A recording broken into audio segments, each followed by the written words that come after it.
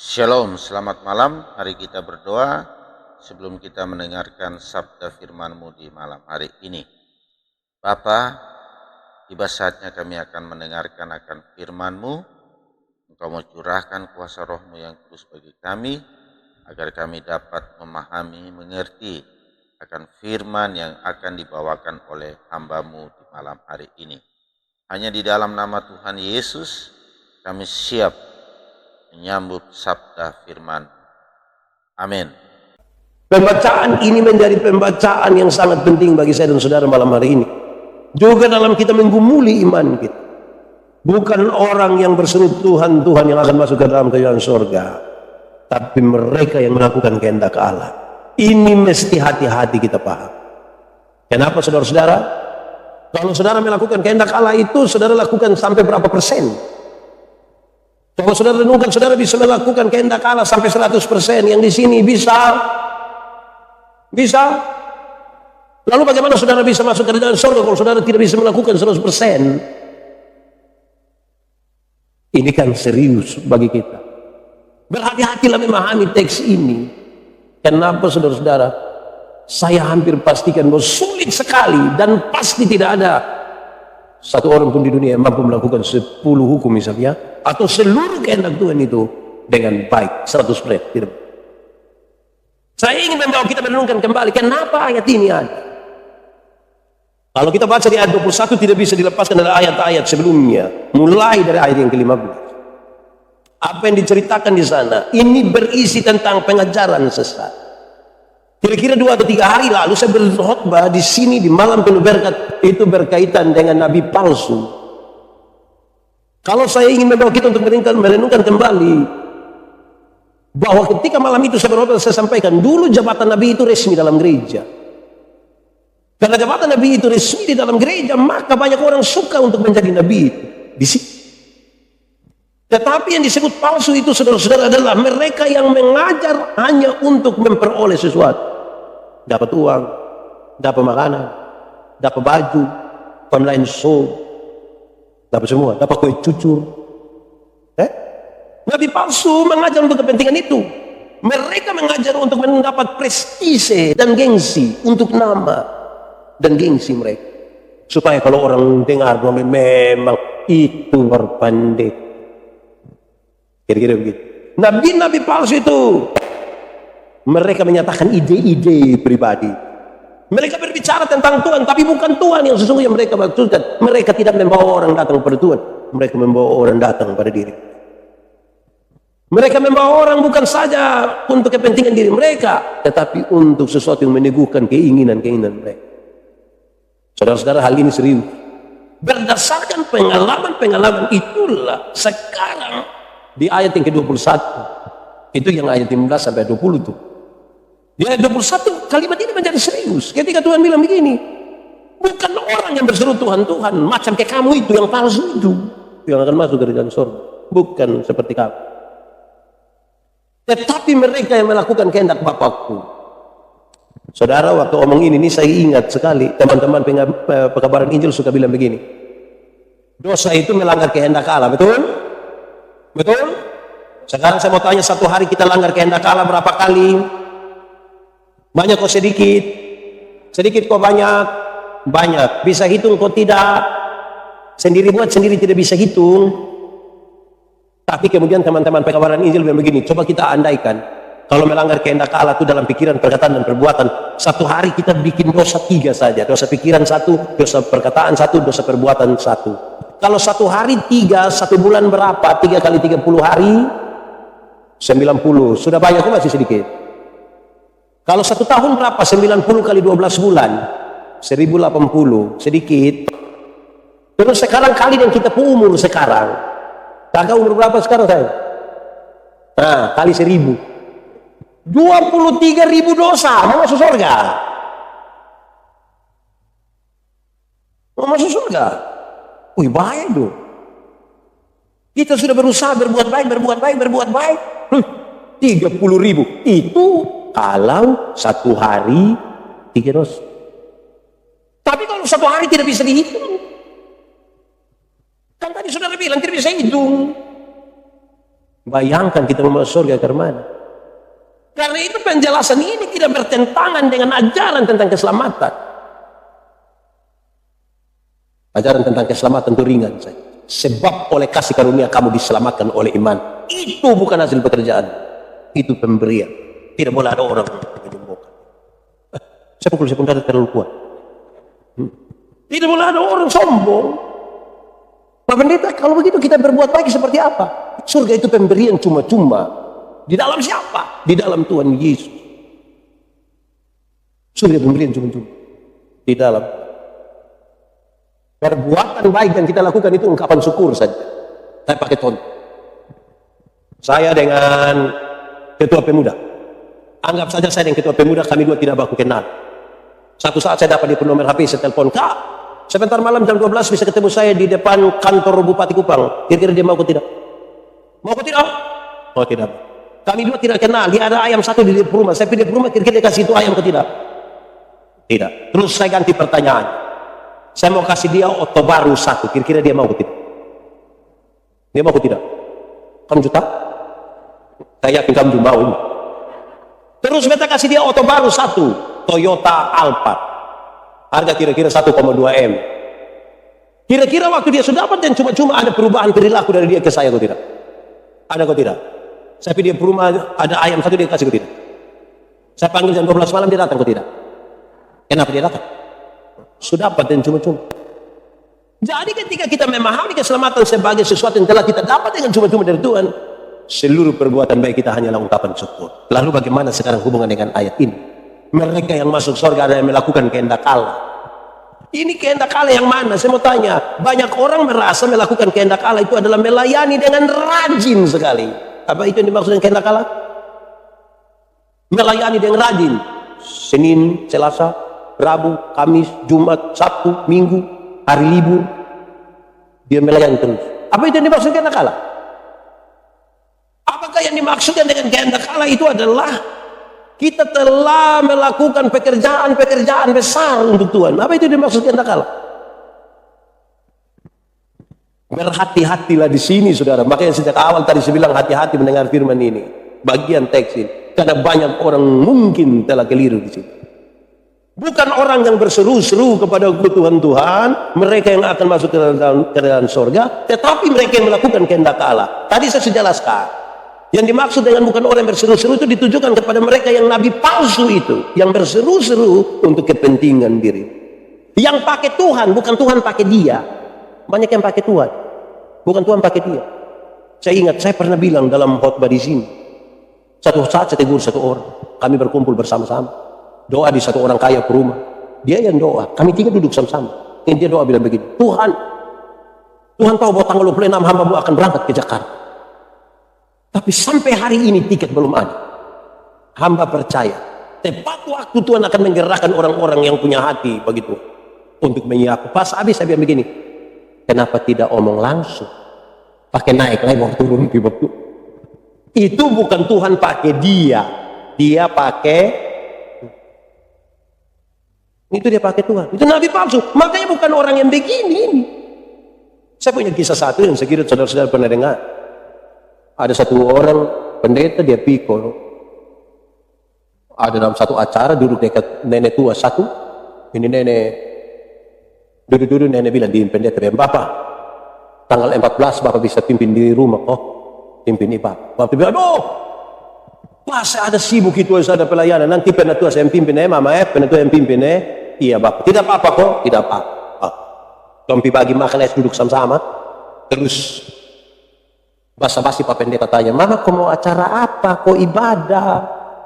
Jujur, Imam Tubian tidak, saya punya anak yang pertama tuh baru saja dilantik jadi komisaris bank. Jadi dia ada mau titip berkat sedikit. Jujur Bapak bilang begini, tanggal berapa dulu? Tanggal berapa dulu? Jujur nenek bilang tanggal 14. Oh, saya kira tanggal 4. Kalau tanggal 4 saya sibuk, tapi kalau 14 saya bisa nanti saya.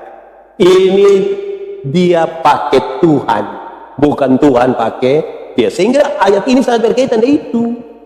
Bukan orang yang berseru-berseru Tuhan itu, tapi dalam kemunafikan itu. Tetapi mereka yang melakukan kehendak Allah. Kehendak seperti apa? Saya mau kasih saudara kehendak seperti apa? Jemaat-jemaat Facebook, baik yang di grup pendeta, teman pendeta yang di Menobe maupun yang di grup pemuda Immanuel Esok. Kehendak Allah yang dimaksudkan ini supaya berkaitan dengan surga. Mari kita buka Yohanes pasal 6 ayat 39 sampai ayat yang keempat.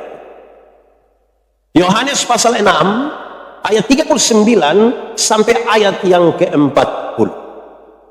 Saya baca untuk kita. Saudara dengar ini kalimat baik-baik. Kan tadi omong, yang melakukan kehendak Bapa di Matius 7 ayat 21. Lihat sekarang di Yohanes pasal 6 ayat 39-40. Saya baca untuk itu. Dan inilah kehendak Dia yang telah mengutus aku, yaitu supaya dari semua yang telah diberikannya kepadaku, jangan ada yang hilang, tetapi supaya kubangkitkan pada akhir zaman. Ayat 40. Sebab inilah kehendak Bapa-Ku, yaitu supaya setiap orang yang melihat anak dan yang percaya kepadanya beroleh hidup yang kekal, dan supaya aku membangkitkannya pada akhir zaman. Inilah yang dimaksud kehendak Bapa. Setelah saudara lihat dan baca Yohanes pasal 6 ayat 39 sampai 40, kehendak Bapa itu adalah melihat dan seterusnya. Kita kembali ke Matius 7 ayat 21. Bukannya orang yang berseru-seru Tuhan, Tuhan, yang penuh kamu menafikan itu, yang sedikit-sedikit bilang, aduh Tuhan, darah Yesus berkuasa, Yesus tolong, bukan itu. Tetapi mereka yang melakukan kehendak Bapa-Ku. Kehendak yang seperti apa? Yang di Matius, Yohanes pasal 6 ayat 39 sampai ayat yang keempat. Amin kok. Kamu tidak amin juga, ini amin. Saudara lihat sekarang. Kalau kita lebih telah lagi ini Matius, Yohanes pasal 6 ayat 39 sampai 40, saudara akan menemukan begini, saudara. Ini sementara ada di dalam sebuah konteks yang menarik sekali, yaitu bicara tentang roti hidup. Waktu omong di Yohanes pasal 6 ayat 39 sampai 40, itu di dalam konteks Yesus bilang, akulah roti hidup. Roti hidup itu apa? Saudara baca nanti di situ tapi saya mau kasih tahu lebih di sini. Roti hidup itu adalah, Yesus ingin sampaikan, itu bahan makanan. Roti itu bahan makanan untuk mempertahankan hidup. Makanan pokok orang di sana roti. Itu tidak bisa disayang. Saya orang timur ini mesti jago. Karena saya makan roti biar 2 bakul, tetapi rasa ada kosong di mana begitu. Karena begitu. Ini untuk mempertahankan hidup roti. Tetapi Yesus menyatakan sesuatu yang lebih, bukan sekedar persoalan jasmani di situ. Yesus menyampaikan hidup yang dimaksud, akulah roti hidup. Hidup yang dimaksud adalah sebuah hubungan yang baru dengan Tuhan. Hubungan yang baru dengan Pak, kalau ada hubungan baru kan ada hubungan lama kan? Hubungan yang lama seperti apa? Hubungan lama karena dosa. Dosa ini sekarang telah memisahkan manusia dengan Tuhan. Maka ketika Yesus bilang, akulah roti hidup, supaya mempertahankan hidupmu, bukan saja ketika kamu ada sebagai manusia di dunia, tapi waktu mati. Kan banyak orang sekarang kalau kita tanya, kenapa kalau mau mati? Tahulah Bapak, ini pi surga, aku pi neraka. Surga lebih baik atau dunia lebih baik? Boleh omong, kuat. Surga lebih baik atau dunia lebih baik? Yakin? Yakin saja atau terlalu yakin? Kalau saudara terlalu yakin, siapa mau pergi sekarang? Yang mau pergi boleh angkat tangan. Ini ada yang mau tinggal di tempat tidak baik. Saudara, sekarang hidup yang dimaksudkan itu adalah hubungan yang baru dengan Tuhan. Saudara, mari kita lihat lebih. Dalam hubungan yang baru dengan Tuhan itu ada penyelamatan di situ. Dan saudara menemukan di dalam hubungan baru itu ada kasih di situ. Ada ketaatan di situ. Ada kepercayaan. Akulah roti hidup. Kasihku besar. Ketaatan. Sekaligus kepercayaan. Dan hubungan yang baru ini hanya bisa kita temukan di dalam siapa? Di dalam siapa? Tuhan. Di dalam Kristus Yesus. Kita menemukan sebuah hubungan yang baru, supaya kalau kita kembali ke Matius pasal 7 ayat 21, dia kasih tahu, bukan orang yang berseru-seru Tuhan-Tuhan yang akan masuk surga, tapi dia yang punya hubungan yang baru dengan Tuhan dan di dalam Kristus Yesus. dalam kasih, ketaatan, dan kepercayaan. Supaya sepakatlah kita dengan ayat, akulah jalan dan kebenaran. Tidak ada seorang pun bisa datang dan tidak melalui. Amin. Karena begitu besar kasih Allah ke dunia ini, sehingga mengaruniakan anaknya yang tunggal, supaya setiap orang yang percaya kepadanya tidak binasa, tapi beroleh hidup. Jadi bukan kehendak Bapa. Tadi saya bilang, kalau kehendak yang dimaksudkan saudara melakukan hukum-hukum Tuhan, siapa yang sempurna bisa melakukannya? Coba angkat tangan.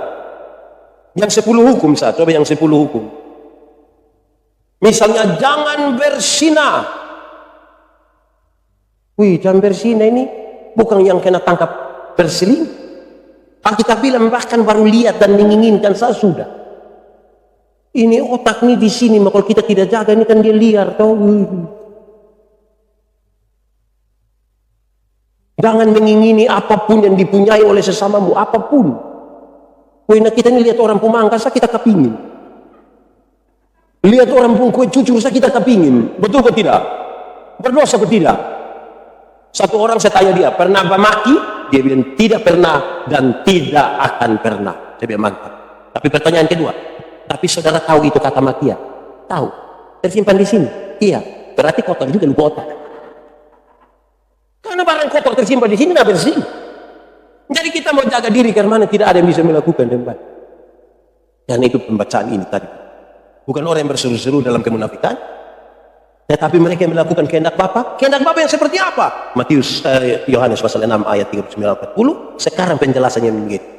Dia kasih tahapan. Paling tidak ada 3 tahap di situ. Melihat Yesus. Dan tadi hubungan baru itu hanya bisa terjadi dalam Yesus. Kan? Maka dia yang melihat Yesus. Itu tahap paling pertama. Melihat Yesus. Pak Pendeta, saya belum pernah lihat Yesus. Pak Pendeta juga belum pernah lihat. Oh? Iya, saya juga belum pernah. Lalu apa yang dimaksud dengan melihat Yesus? Jawabannya ringan. Kasih. Allah itu kasih. Dan siapa melakukan kasih, dia berhadap-hadapan dengan kasih. Dalam kasih yang besar itu, Yesus mati bagi saya, bagi saudara. Sebagai pendeta ini saya kubur orang mati setelah banyak. Dombor mati telepon, bukan yang mati yang telepon dia pun saudara. Kalau yang mati yang telepon itu saya juga takut ambil itu. Pasti dia pembunyi akan bilang ding ding ding ding ding ding. Dan telepon, Bapak, Mama sumati, Kakak sumati, Papa sumati sekali. Kita pidong menangis. Orang menangis itu menangis. Belum kasih mandi yang mati ini. Yang menangis itu ikut mandi. Kasih pakai pakaian hitam putih, yang menangis itu pakai pakaian hitam putih. Kasih masuk di peti, dia juga masuk di peti. Waktu bawa kuburan dia juga ikut, tapi pas Lukas turun begini dia langsung. Saya tidak bisa ikut itu. Tuhan Yesus mati ganti kita. Itu kasih yang besar. Tidak ada kasih lebih besar dari kasih seorang sahabat yang menyerahkan dirinya bagi sahabat-sahabat. Amin. Amin. Kasih itulah yang membuat saya mengenali Yesus itu. Itu langkah pertama, mengenal dia. Langkah kedua, datang kepadanya. Datang kepadanya. Saya mau pakai contoh. Saya pakai contoh ya. Saudara sakit. Saudara sakit kok. Sakit betul. Kan ini contoh. Saudara sakit. Terus saudara dengar. Ada seorang dokter yang hebat sekali. Saudara pergi ke itu dokter. Saya tanya begitu. Oh, ada dokter hebat. Dokter siapa? Dokter Jeff. Nah, waktu saudara sakit, saudara kenal, saudara dengar itu dokter Jeffrey. Saudara sembuh? Dengar Pak Jeffrey pun nama langsung sembuh? Oh tidak, saya kira dengar langsung bilang sembuh. Sekarang berarti saudara mesti pergi kepadanya, betul? Waktu pergi sampai kepadanya, saudara sembuh? Betul kan? Bukan tidak boleh bilang, Bapak beta selama ini baru dengar Bapak pun nama, sekarang beta sudah datang. Sembuh? Terus dokter Jeffrey periksa, dokter Jeffrey kasih obat. Obat nyamuk. untuk kasih obat. Waktu dia kasih obat, saudara sembuh. Waktu dia kasih obat, saudara sembuh. Tahu sudah, dengan dia pun nama sudah, sudah kasih obat, sudah belum sembuh-sembuh juga. Lalu kapan saudara sembuh? Minum dia, kasihkan. Amin toh. Ini langkahnya supaya saudara beroleh kerajaan itu, kerajaan surga itu. Kalau kita pakai analogi tadi, melihat dia dalam kasih, mendengar tentang dia, melihat tentang dia, datang kepadanya. Yang ketiga, percaya. Percaya kepadanya. Saudara selamat. Ini yang menurut Matius pasal 21, kehendak Bapa. Saya baca ulang. Yohanes 6 ayat 40. Sebab inilah kehendak Bapakku, yaitu setiap orang yang melihat anak, percaya kepadanya, akan beroleh hidup yang kekal. Amin. Itu yang dimaksudkan. Inilah kehendak Bapa. Kita semua ini orang berdosa. Di sini ada yang bilang begini, bagaimana karya penyelamatan bagi orang yang semasa hidupnya berbuat jahat? Saudara-saudara, Tuhan punya penyelamatan itu terjadi dari Tuhan. Itu hak prerogatif. Ada orang jahat yang di samping Tuhan Yesus, dia bilang, Tuhan, ingat aku kalau engkau datang sebagai raja. Tuhan bilang, hari ini juga engkau bersama-sama aku di dalam Firdaus. Kasih Tuhan itu menembus batas. Tapi itu bukan berarti, kalau saudara belajar dari Roma, Paulus bilang begini, lalu apakah karena kasih karunia, penyelamatan yang tanpa syarat apa-apa itu yang Tuhan buat, itu menjadi kesempatan untuk kita berbuat jahat? Jawabannya tidak. Tetapi supaya kita berlomba-lomba untuk melakukan kebaikan dan kita terima. Saudara, orang buat baik saja kita, ini kan kita perasaan toh. Saya pakai contoh. Saudara ini waktu mau pikupang connect pick up satu, terus ada yang bayar oto, saya kan saudara perasaan dan dia toh.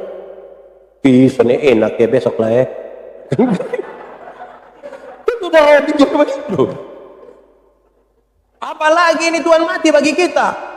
Kita semua ini orang berdosa, saudara. Saya rasa saya ini orang terlalu berdosa, saudara. Saudara jangan pikir bahwa orang yang jahat itu adalah mereka yang kita lihat jahat.